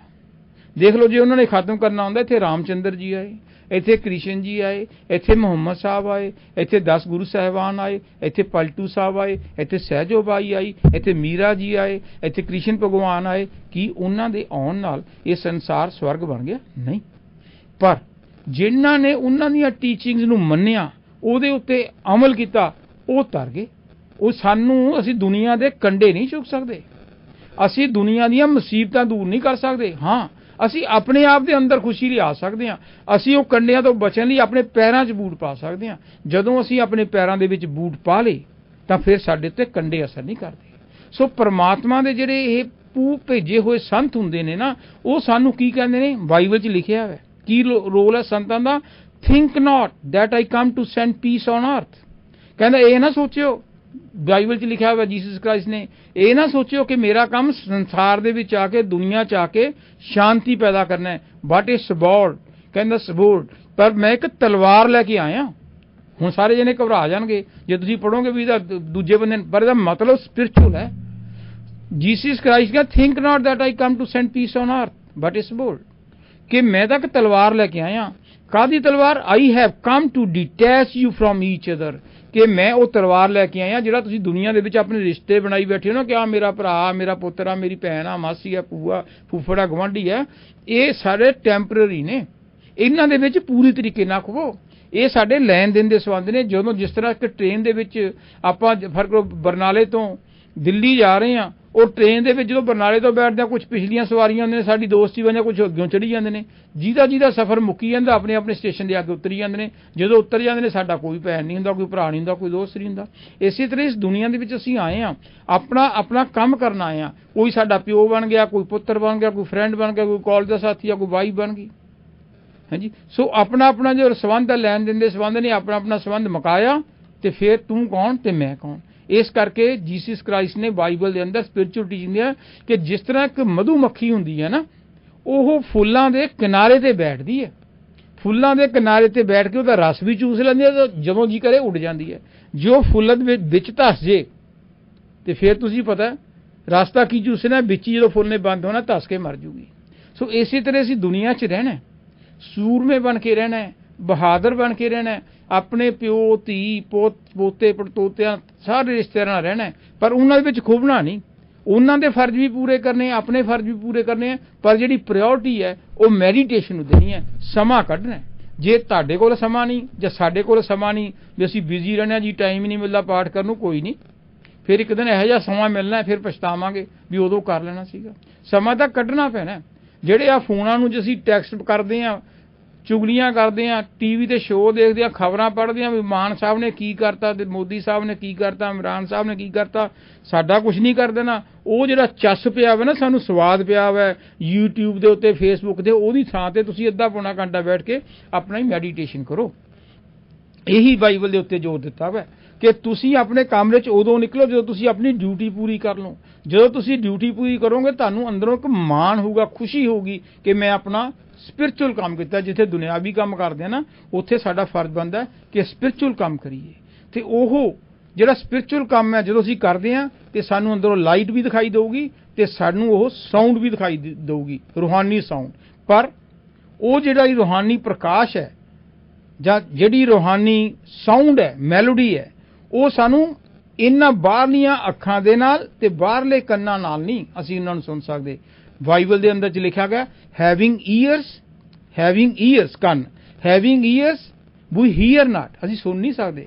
Having eyes we see not, we need the inner ears and inner eyes. ਉਹ ਅੰਦਰਲੀਆਂ ਅੱਖਾਂ ਨੇ, ਉਹ ਅੰਦਰਲੇ ਕੰਨ ਨੇ। ਜਦੋਂ ਅਸੀਂ ਆਪਣੀ ਸੁਰਤ ਨੂੰ ਕਨਸੈਂਟਰੇਟ ਕਰਾ ਕੇ ਇਹ ਥਰਡ ਆਈ, ਜਿਵੇਂ ਬਾਈਬਲ 'ਚ ਕਿਹਾ, if Dai I B single, ਆ ਦੋ ਅੱਖਾਂ ਦੇ ਵਿਚਾਲੇ ਜਿਹੜੀ ਤੀਜੀ ਅੱਖ ਤੇ ਲਿਆਉਂਗੇ, ਫਿਰ the whole body shall be full of light. ਫਿਰ ਉਹ ਜਿਹੜੀ ਅੰਦਰਲਾ ਪ੍ਰਕਾਸ਼ ਹੈ ਉਹ ਅੰਦਰਲੀਆਂ ਅੱਖਾਂ ਨਾਲ ਦੇਖਾਂਗੇ ਤੇ ਉਸ ਪ੍ਰਕਾਸ਼ ਦੇ ਵਿੱਚੋਂ ਜਿਹੜੀ ਇਹ ਡਿਵਾਈਨ ਮੈਲੋਡੀ ਸੁਣਾਂਗੇ, ਉਹ ਅੰਦਰਲੇ ਕੰਨਾਂ ਨਾਲ ਸੁਣਾਂਗੇ। ਸੋ ਉਹਦੇ ਲਈ ਪ੍ਰੈਕਟਿਸ ਕਰਨ ਦੀ ਲੋੜ ਹੈ। ਕਿ ਆਪਾਂ ਕੀ ਹੈ ਨਾ, ਆਪਾਂ ਮਿਹਨਤ ਕਰਦੇ ਪਰਦਾ ਤਾਂ ਖੁੱਲਿਆ ਨਹੀਂ, ਜੇ ਸਾਨੂੰ ਤਾਂ ਕੋਈ ਆਵਾਜ਼ ਨਹੀਂ ਸੁਣਾਈ ਦਿੱਤੀ, ਸਾਨੂੰ ਕੋਈ ਪ੍ਰਕਾਸ਼ ਨਹੀਂ ਸੁਣਾਈ ਦਿੱਤਾ। ਬਾਈਬਲ 'ਚ ਲਿਖਿਆ knock it shall open unto you, seek and you shall find. ਕਹਿੰਦੇ ਕੋਸ਼ਿਸ਼ ਕਰੀ ਚਲੋ, ਨੌਕ ਦਰਵਾਜ਼ਾ ਖੜਕਾਓ, ਇੱਕ ਦਿਨ ਖੁੱਲ ਜਾਊਗਾ। ਦਰਵਾਜ਼ਾ ਦਾ ਖੜਕਾਉਂਦੇ ਨਹੀਂ। Knock it shall open unto you, seek and you shall find. ਤੇ ਜਦੋਂ ਤੁਸੀਂ ਮਿਹਨਤ ਕਰੋਗੇ ਤੇ ਪਰਮਾਤਮਾ ਦੀ ਤੁਸੀਂ ਆਵਾਜ਼, ਉਹਦੇ ਦਰਸ਼ਨ, ਉਹਦਾ ਪ੍ਰਕਾਸ਼, ਉਹਦੀ ਮੈਲੋਡੀ ਸੁਣੋਗੇ। ਸੋ ਅਗਲੀ ਗੱਲ ਬਾਈਬਲ ਦੇ ਅੰਦਰ ਕਿਹਾ ਗਿਆ ਸੋਸ਼ਲ ਤੌਰ ਤੇ, ਕਹਿੰਦੇ ਡੋਂਟ ਜੱਜ ਐਂਡ ਕੰਡੈਮ ਅਦਰਸ, ਕਿ ਦੂਜਿਆਂ ਦੀ ਜੱਜਮੈਂਟ ਨਾ ਕਰੋ ਵੀ ਉਹ ਤਾਂ ਪਾਠ ਹੀ ਨਹੀਂ ਕਰਦਾ ਜੀ, ਉਹ ਤਾਂ ਇੰਜ ਹੈ ਜੀ, ਉਹ ਤਾਂ ਉਂਝ ਹੈ ਜੀ, ਉਹ ਤਾਂ ਉਹ ਮਾੜਾ ਹੈ ਜੀ, ਉਹ ਤਾਂ ਚੁਗਲੀ ਕਰਦਾ ਜੀ, ਉਹ ਤਾਂ ਬੇਈਮਾਨੀ ਦੇ ਪੈਸੇ ਕਮਾਉਂਦਾ ਜੀ, ਉਹ ਰੇਡੀਓ ਤੇ ਪ੍ਰੋਗਰਾਮ ਕਰਕੇ ਐਵੇਂ ਮਰੀ ਜਾਂਦਾ ਤੇ ਪੱਲੇ ਕੁਛ ਨਹੀਂ ਜੀ, ਇਹ ਐਵੇਂ ਪੜੀਆਂ ਪੜਾਈਆਂ ਗੱਲਾਂ ਕਰਦਾ। ਕਹਿੰਦੇ ਤੁਸੀਂ ਬਾਈਬਲ 'ਚ ਲਿਖਿਆ ਡੋਂਟ ਜੱਜ, ਕਿਸੇ ਦੇ ਬਾਰੇ ਜੱਜ ਨਾ ਕਰੋ, ਐਂਡ ਕੰਡੈਮ ਅਦਰਸ। ਤੁਹਾਨੂੰ ਕੀ ਪਤਾ ਬੰਦੇ ਦੀ ਕੀ ਹਾਲਤ ਹੈ। ਸੋ ਸਾਨੂੰ ਆਪਣੀ ਹਾਲਤ ਦੇਖਣ ਦੀ ਲੋੜ ਹੈ। ਜਿਸ ਤਰ੍ਹਾਂ ਇੱਕ ਉਂਗਲ ਕਰੋ ਤਾਂ ਤਿੰਨ ਉਂਗਲਾਂ ਸਾਡੇ ਕਿੰਨੀ ਨੂੰ ਨੇ। ਆਪਣੇ ਆਪ ਨੂੰ ਸੈਲਫ ਐਨਾਲਾਈਜ਼ ਕਰੋ, ਨੋ ਦਾ ਸੈਲਫ, ਆਪਣੇ ਆਪ ਨੂੰ ਜਾਣੋ, ਦੂਜੇ ਨੂੰ ਜਾਣਨ ਦੀ ਕੋਸ਼ਿਸ਼ ਨਾ ਕਰੋ ਦੂਜਾ ਕੀ ਹੈ। ਤੁਹਾਨੂੰ ਕਿਸੇ ਬਾਰੇ ਕੁਝ ਨਹੀਂ ਪਤਾ ਕੀ ਹੋ ਸਕਦਾ। ਸੋ ਆਪਾਂ ਜਦੋਂ ਜੱਜਮੈਂਟ ਕਰਦੇ ਨਾ, ਕਈ ਵਾਰੀ ਸਾਡਾ ਸੋਚਣ ਦਾ ਨਜ਼ਰੀਆ ਡਿਫਰੈਂਟ ਹੁੰਦਾ। ਮੈਂ ਤੁਹਾਨੂੰ ਛੋਟੀ ਜਿਹੀ ਐਗਜ਼ਾਮਪਲ ਦਿੰਦਾ। ਇੱਕ ਕੋਈ ਬੱਚਾ ਸੀਗਾ ਤੇ ਉਹਦੇ ਮਾਂ-ਬਾਪ ਮਰੇ ਹੋਏ ਸੀਗੇ। ਉਹ ਰਾਜੇ ਦੇ ਦਰਬਾਰ 'ਚ ਬੈਠਾ ਵੀ ਰਾਜਾ ਸੁਣਿਆ ਸੀ ਬਹੁਤ ਭਗਤ ਹੈ, ਪਰ ਉਹਦੇ ਹਾਲਾਤ ਕੋਈ ਨਹੀਂ। ਇੱਕ ਦਿਨ ਰਾਜਾ ਨਿਕਲਿਆ ਦਰਬਾਰ 'ਚੋਂ ਤੇ ਉਹਦੇ ਸੰਤ, ਉਹਨੇ ਪੁੱਛਿਆ ਵੀ ਉਹ ਬੱਚਾ ਕੌਣ ਹੈ। ਕਹਿੰਦੇ ਜੀ ਇਹ ਤਾਂ 10 ਦਿਨ ਹੋ ਗਏ, ਕਹਿੰਦੇ ਮੈਂ ਰਾਜੇ ਦੇ ਦਰਸ਼ਨ ਕਰਨੇ, ਬੁਲਾਓ ਇਹਨੂੰ ਵਾਪਸ। ਜਦੋਂ ਉਹਨੂੰ ਬੁਲਾਇਆ ਤੇ ਉਹ ਹੱਥ ਜੋੜ ਕੇ ਖੜ ਗਿਆ। ਕਹਿੰਦਾ ਬੇਟਾ ਕੀ ਗੱਲ? ਕਹਿੰਦਾ ਜੀ ਮੈਂ ਤਾਂ ਸੁਣਿਆ ਸੀ ਤੁਹਾਡੀ ਬੜੀ ਤਾਰੀਫ ਵੀ ਰਾਜੇ ਦੇ ਰਾਜਾ ਪਰਮਾਤਮਾ ਹੁੰਦਾ ਤੇ ਮੈਂ ਤਾਂ ਤੁਹਾਡੇ ਦਰਸ਼ਨ ਕਰਨੀ ਖੜਾ ਸੀ। ਰਾਜੇ ਨੇ ਗੋਦੀ ਚੱਕ ਕੇ ਉਹਨੂੰ ਆਪਣੇ ਨਾਲ ਬਿਠਾ ਲਿਆ। ਚਲੋ ਐਨੀਵੇ ਸ਼ਾਰਟਕਟ ਕਰਦੇ, ਕੋਈ ਟਾਈਮ ਥੋੜਾ ਹੁੰਦਾ। ਉਹਨੂੰ ਫਾਈਨਾਂਸ ਮਿਨਿਸਟਰ ਬਣਾਤਾ। ਰਾਜਾ ਵਿਹਲਾ ਹੋ ਗਿਆ। ਜਦੋਂ ਫਾਈਨਾਂਸ ਮਿਨਿਸਟਰ ਬਣ ਗਿਆ, ਕਿਸੇ ਟਾਈਮ ਉਸ ਧਰਤੀ ਦੇ ਉੱਤੇ, ਉਸ ਰਾਜ ਦੇ ਵਿੱਚ ਕਹਿੰਦੇ ਸੋਕਾ ਪੈ ਗਿਆ। ਲੋਕ ਲੋਨ ਲੈਣ ਲਈ ਆ ਗਏ। ਜਦੋਂ ਲੋਨ ਲੈਣ ਲਈ ਆ ਗਏ ਤੇ ਉਸ ਬੰਦੇ ਨੂੰ, ਉਹ ਜਿਹੜਾ ਬੱਚਾ ਸੀਗਾ ਹੁਣ ਤਾਂ ਵੱਡਾ ਹੋ ਗਿਆ, ਉਹ ਲੋਨ ਲਿਆ ਕੇ ਕਿਸੇ ਨੇ 10,000, ਕਿਸੇ ਨੇ 20,000, ਕਿਸੇ ਨੇ 40,000, ਕਿਸੇ ਨੇ 5,000 ਲਿਆ, ਕਿਸੇ ਨੇ ਦਾਣੇ ਲਏ, ਕਿਸੇ ਨੇ ਕੁਛ ਲਿਆ। ਤੇ ਉਹਨਾਂ ਨੇ ਪੁੱਛਣਾ ਉਸ ਬੱਚੇ ਨੂੰ ਜਿਹੜਾ ਕਿ ਹੁਣ ਫਾਈਨਾਂਸ ਮਿਨਿਸਟਰ ਬਣ ਗਿਆ ਸੀ, ਕਹਿੰਦੇ ਜੀ ਇਹ ਮੋੜਨਾ ਕਦੋਂ ਹੈ? ਕਹਿੰਦਾ ਮੋੜਨਾ ਉਦੋਂ ਹੈ ਜਦੋਂ ਰਾਜਾ ਮਰ ਜੇ। ਸੁਣੋ ਗੱਲ, ਉਹਨਾਂ ਨੇ ਕਿਹਾ ਮੋੜਨਾ ਕਦੋਂ ਹੈ? ਨਹੀਂ ਤਾਂ ਅਸੀਂ ਕਹਿੰਦੇ ਅਗਲੇ ਸਾਲ ਮੋੜ ਦਿਓ, 2 ਸਾਲਾਂ ਮੋੜ ਦਿਓ, ਇੰਨੀ ਵਿਆਜ ਪਊਗਾ, ਆਹ ਪਊਗਾ। ਉਹ ਕਹਿੰਦਾ ਮੋੜਨਾ ਉਦੋਂ ਹੈ ਜਦੋਂ ਰਾਜਾ ਮਰ ਜੇ। ਤੋ ਜਿਹੜੇ ਰਾਜੇ ਦੇ ਬੰਦੇ ਨਾਲ ਹੋਰ ਵਜ਼ੀਰ ਸੀ ਜਿਹੜੇ ਜੈਲਸੀ ਕਰਦੇ ਸੀ, ਉਹਨੂੰ ਚੱਕ ਕੇ ਫਾਈਨਾਂਸ ਮਿਨਿਸਟਰ ਐਡੀ ਵੱਡੀ ਪੋਸਟ ਦੇਤੀ। ਉਹਨਾਂ ਨੇ ਰਾਜੇ ਦੇ ਕੰਨ ਭਰਤੇ। ਰਾਜੇ ਦੇ ਜੋ ਕੰਨ ਭਰੇ, ਕਹਿੰਦੇ ਜੀ ਤੁਸੀਂ ਇਹਨੂੰ ਦੇਖੋ ਕਿੱਥੋਂ ਤੋਂ ਕਿੱਥੋਂ ਚੱਕ ਕੇ ਇਹਨੂੰ ਫਾਈਨਾਂਸ ਮਿਨਿਸਟਰ ਬਣਾਤਾ, ਇਹ ਤੁਹਾਡਾ ਕਿੰਨਾ ਮਾੜਾ ਸੋਚਦਾ। ਉਹ ਕਹਿੰਦੇ ਕੀ ਗੱਲ ਹੋ ਗਈ? ਕਹਿੰਦੇ ਜਿਹੜਾ ਵੀ ਬੰਦਾ ਲੋਨ ਲੈਣ ਆਉਂਦਾ ਹੈ ਉਹ ਇਹਨੂੰ ਪੁੱਛਦਾ ਵੀ ਇਹ ਲੋਨ ਕਦੋਂ ਮੋੜਨਾ? ਇਹ ਕਹਿੰਦਾ ਜਦੋਂ ਰਾਜਾ ਮਰ ਜੂ। ਇਹ ਤਾਂ ਜੀ ਤੁਹਾਨੂੰ ਮਾਰਨ ਨੂੰ ਫਿਰਦਾ। ਉਹ ਕਹਿੰਦਾ ਅੱਛਾ। ਉਹਨੂੰ ਮੁੰਡੇ ਨੂੰ ਬੁਲਾ ਲਿਆ ਜਿਹੜਾ ਫਾਈਨਾਂਸ ਮਿਨਿਸਟਰ ਜੀ। ਕਹਿੰਦਾ ਬੇਟਾ ਤੂੰ ਜਦੋਂ ਲੋਕਾਂ ਨੂੰ ਕਣਕ ਵਗੈਰਾ ਜਾਂ ਪੈਸੇ ਵਗੈਰਾ ਦਿੰਦਾ ਲੋਨ ਤੇ, ਮੈਂ ਸੁਣਿਆ ਤੂੰ ਉਹਨਾਂ ਨੂੰ ਕਹਿਣਾ ਵੀ ਉਦੋਂ ਵਾਪਸ ਕਰੀ ਜਦੋਂ ਰਾਜਾ ਮਰ ਜੂ। ਮੈਂ ਤਾਂ ਤੈਨੂੰ ਐਡਾ ਵੱਡਾ ਮਿਨਿਸਟਰ ਬਣਾਇਆ ਤੇ ਤੂੰ ਮੇਰੇ ਬਾਰੇ ਇਹ ਸੋਚਦਾ, ਇਹ ਕਿਉਂ ਸੋਚਦਾ? ਕਹਿੰਦਾ ਨਹੀਂ ਸਰ, ਮੈਂ ਬਿਲਕੁਲ ਇਹੀ ਕਹਿਣਾ ਵੀ ਜਦੋਂ ਰਾਜਾ ਮਰ ਜੂ ਉਦੋਂ ਮੋੜ ਦਿਓ। ਕਹਿੰਦਾ ਇਹਦਾ ਮਤਲਬ ਤੁਸੀਂ ਸਮਝੋ, ਇਹਦਾ ਮਤਲਬ ਇਹ ਹੈ ਲੋਕਾਂ ਨੂੰ ਪਤਾ ਹੈ ਵੀ ਜਦੋਂ ਮਰੂਗਾ ਫੇਰ ਹੀ ਮੋੜਨੇ ਆ। ਇਸ ਕਰਕੇ ਲੋਕ ਹਰੇਕ ਕਹਿਣਗੇ ਵੀ ਇਹ 100 ਸਾਲ ਜੀਵੇ ਰਾਜਾ, ਇਹ 200 ਸਾਲ ਮੋੜੇ ਜੀਵੇ, ਤਾਂ ਕਿ ਜਿੰਨੀ ਇਹਦੀ ਲੰਬੀ ਉਮਰ ਉਹ ਸਾਨੂੰ ਮੋੜਨਾ ਨਹੀਂ ਪਊਗਾ। ਫੇਰ ਉਹਨੇ ਘੁੱਟ ਕੇ ਜੱਫੀ ਪਾ ਲਈ ਵੀ ਇਹਦਾ ਜਿਹੜਾ ਸੋਚਣ ਦਾ ਢੰਗ ਹੈ ਇਹ ਦੂਰ ਅੰਦੇਸ਼ੀ ਹੈ। ਇਸ ਕਰਕੇ ਮੈਂ ਕਿਹਾ ਕਿ ਬਾਈਬਲ ਦੇ ਅੰਦਰ ਡੋਂਟ ਜੱਜ and condemn others, rather love your neighbours and even enemy. ਦੁਸ਼ਮਣ ਨੂੰ ਵੀ ਪਿਆਰ ਕਰੋ, ਗੁਆਂਢੀਆਂ ਨੂੰ ਵੀ ਪਿਆਰ ਕਰੋ। ਜਦੋਂ ਅਸੀਂ ਗੁਆਂਢੀਆਂ ਨੂੰ ਪਿਆਰ ਨਹੀਂ ਕਰਦੇ, ਦੁੱਖ ਸੁੱਖ 'ਚ ਕੰਮ ਨਹੀਂ ਨਾ ਆਉਂਦੇ, ਤੇ ਫਿਰ ਅਸੀਂ ਰੂਹਾਨੀਅਤ 'ਚ ਤਰੱਕੀ ਨਹੀਂ ਕਰ ਸਕਦੇ। ਈਵਨ ਦੁਸ਼ਮਣ ਦੇ ਵਿੱਚ ਵੀ ਉਹਦੇ ਬੱਚੇ ਨੂੰ ਦੁਸ਼ਮਣੀ ਰੱਖੀ ਚਲੋ ਪ੍ਰਿੰਸੀਪਲ ਦੀ, ਪਰ ਜੇ ਉਹਨੂੰ ਦੁੱਖ ਤਕਲੀਫ ਹੈ, ਉਹਦੇ ਤੁਸੀਂ ਦੁੱਖ ਦੇ ਵਿੱਚ ਸ਼ਰੀਕ ਹੁੰਦੇ ਹੋ, ਉਹ ਤੁਹਾਡੀ ਹਮੇਸ਼ਾ ਲਈ ਦੁਨੀਆ ਵਿੱਚ ਕੀ ਪਰਮਾਤਮਾ ਵੱਲੋਂ ਵੀ ਤੁਹਾਨੂੰ ਸ਼ਾਬਾਸ਼ ਮਿਲੂਗੀ। ਹਮੇਸ਼ਾ ਬਾਈਬਲ 'ਚ ਲਿਖਿਆ ask God for forgiveness of our sin, ਕਿ ਪਰਮਾਤਮਾ ਕੋਲੇ ਰੋਜ਼ ਆਪਣੀਆਂ ਗਲਤੀਆਂ ਦਾ ਪਛਤਾਵਾ ਕਰੋ, ਉਹਦੇ ਕੋਲੇ ਮਾਫੀ ਮੰਗੋ ਕਿ ਮੈਨੂੰ ਬਖਸ਼ ਦੇ ਬਖਸ਼ ਦੇ ਬਖਸ਼ ਦੇ।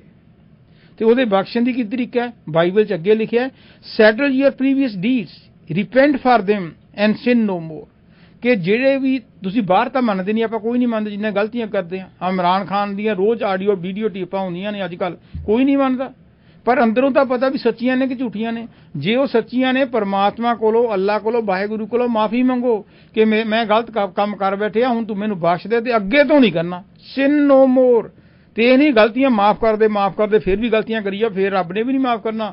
ਗਲਤੀ ਦਾ ਪਛਤਾਵਾ ਕਰਕੇ ਐਂਡ sin no more, ਤੇ ਫਿਰ ਪਛਤਾਵਾ ਕਰੋ ਕਿ ਮੈਂ ਕਦੇ ਵੀ ਹੋਰ ਗਲਤੀ ਨਹੀਂ ਕਰਨੀ।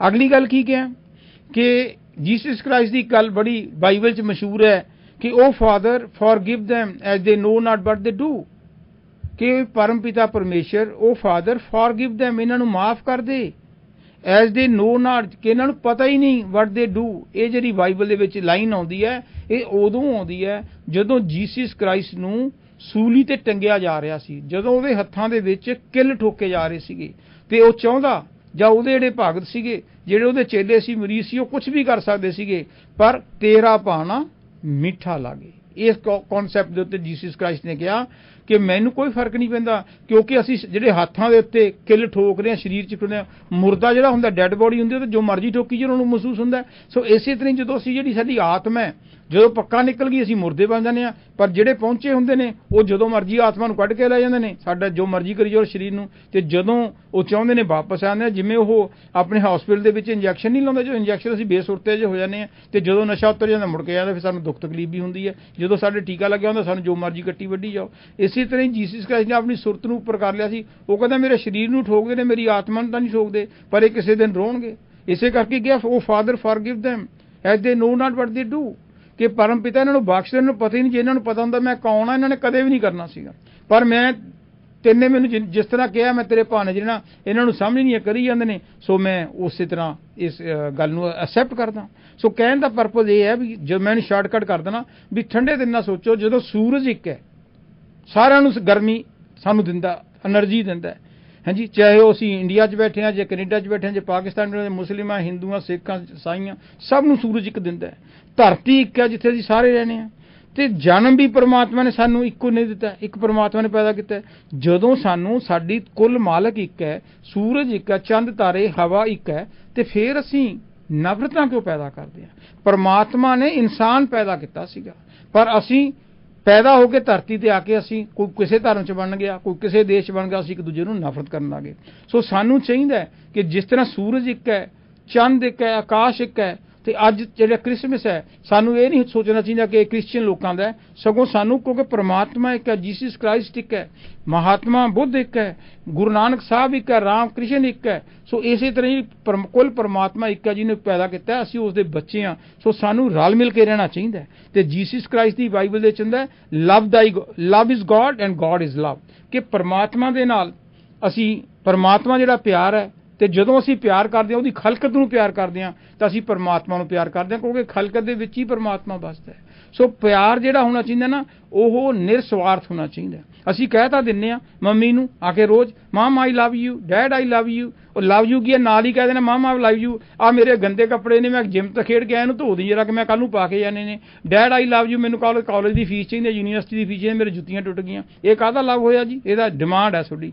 ਕਦੇ ਇਹ ਵੀ ਕਿਹਾ ਫਾਦਰ ਆਈ ਲਵ ਯੂ, ਆ ਮਾੜਾ ਜਿਹਾ ਮੰਜੇ ਤੇ ਪਾਓ, ਤੁਸੀਂ ਕੰਮ ਕਰਕੇ ਮੈਂ ਤੁਹਾਡੀਆਂ ਲੱਤਾਂ ਦਬਾ ਦਿਆਂ। ਮਦਰ ਆਈ ਲਵ ਯੂ, ਲਾ ਮੈਂ ਤੁਹਾਡੇ ਕਿਚਨ 'ਚ ਭਾਂਡੇ ਸਾਫ਼ ਕਰਵਾ ਦਿਆਂ, ਜਾਂ ਵੈਕਿਊਮ ਕਰ ਦਿਆਂ, ਜਾਂ ਮਾਮਲਾ ਮੈਂ ਤੇਰੀ ਪਿੱਠ ਦੇ ਉੱਤੇ ਕਰ ਦਿਆਂ, ਜਾਂ ਸਿਰ ਦੇ ਉੱਤੇ ਤੇਲ ਦੀ ਮਾਲਿਸ਼ ਕਰ ਦਿਆਂ। ਫੇਰ ਪਿਆਰ ਹੈ। ਜੇ ਇਹ ਸਾਡਾ ਦੁਨਿਆਵੀ ਸੀ 21ਵੀਂ ਸਦੀ ਚਲਾਕੀ ਨਾਲ ਪਿਆਰ ਕਰਦੇ ਆ, ਉਹੀ ਮਿੱਠੀਆਂ ਗੱਲਾਂ ਕਰਕੇ ਫੂਕ ਦਈਏ ਨੇ, ਫੂਕ ਦੇਣਾ ਕਹਿੰਦੇ। ਜੇ ਅਸੀਂ ਪਿਆਰ ਕਰਨੇ, love should be known by the action. ਜਦੋਂ ਅਸੀਂ ਕਿਸੇ ਨੂੰ ਪਿਆਰ ਕਰਦੇ ਹਾਂ, ਕੋਈ ਸੜਕ ਦੇ ਉੱਤੇ ਕੋਈ ਠੰਡੇ ਖੜਾ ਕਾਰ 'ਚ ਆ ਰਹੇ ਹਾਂ, ਜੇ ਉਹਨੂੰ ਤੁਸੀਂ ਰਾਈਡ ਦੇ ਦੋਗੇ ਫੇਰ ਪਿਆਰ ਹੈ। ਜੇ ਕਿਸੇ ਨੂੰ ਭੁੱਖਾ ਖੜਾ ਕੇ ਉਹਨੂੰ ਕੌਫੀ ਲੈ ਦੋਗੇ ਫੇਰ ਪਿਆਰ ਹੈ। ਜੇ ਤਾਂ ਕਿਸੇ ਨੂੰ ਭੁੱਖੇ ਨੂੰ ਰੋਟੀ ਖਵਾ ਦੋਗੇ ਫੇਰ ਪਿਆਰ ਹੈ। ਮਾਂ-ਬਾਪ ਦੀ ਸੇਵਾ ਕਰੋ, ਜਿਹਨਾਂ ਨੇ ਜਨਮ ਦਿੱਤਾ, ਫੇਰ ਪਿਆਰ ਹੈ। ਜੇ ਸਿਰਫ ਐਵੇਂ ਫਾਰਮੇਟ ਨੂੰ ਕ੍ਰਿਸਮਸ ਨੂੰ ਗਿਫਟ ਲਿਆ ਤੇ ਹੋਰ ਲਿਆ ਤੇ ਫਾਦਰਸ ਡੇ ਮਦਰ ਡੇ ਬਣਾ ਲਏ ਤਾਂ ਕੋਈ ਫਾਇਦਾ ਨਹੀਂ। Every day is father's day, every day is mother's day. So ਸਾਨੂੰ ਸਮਝਣ ਦੀ ਲੋੜ ਹੈ, ਪਿਆਰ ਕਰਨ ਦੀ ਲੋੜ ਹੈ। We should love each other. So that is the teachings of the spiritual Christianity। So ਅੱਜ ਮੇਰੇ ਵੱਲੋਂ ਅੱਜ ਕੋ ਕ੍ਰਿਸਮਸ ਦਾ ਦਿਨ ਹੈ, ਸਾਰੇ ਬੰਦਿਆਂ ਨੂੰ ਲੱਖ ਲੱਖ ਮੁਬਾਰਕਾਂ, ਹੈਪੀ ਮੈਰੀ ਕ੍ਰਿਸਮਸ। ਸੋ ਪਰਮਾਤਮਾ ਕਰੇ ਸਾਡੇ ਵਿੱਚ ਇਹਨਾਂ ਟੀਚਿੰਗਸ ਦੇ ਕੁਝ ਅਸੀਂ ਅਮਲ ਕਰ ਸਕੀਏ ਤਾਂ ਕਿ ਦੁਨੀਆ ਦਾ ਫਾਇਦਾ ਹੋ ਸਕੇ। Thank you very much.